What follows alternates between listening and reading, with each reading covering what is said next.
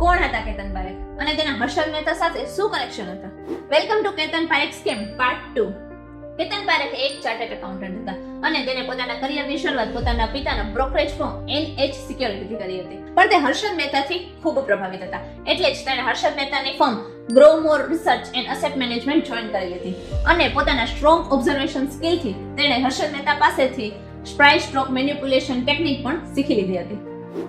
આમ તો કેતન પારેખ સાદા અને શાંત સ્વભાવના દેખાતા હતા, પરંતુ તેમની politician, business leader, media houses અને બોલિવૂડ સેલિબ્રિટી સાથે પણ બહુ સારા કનેક્શન હતા.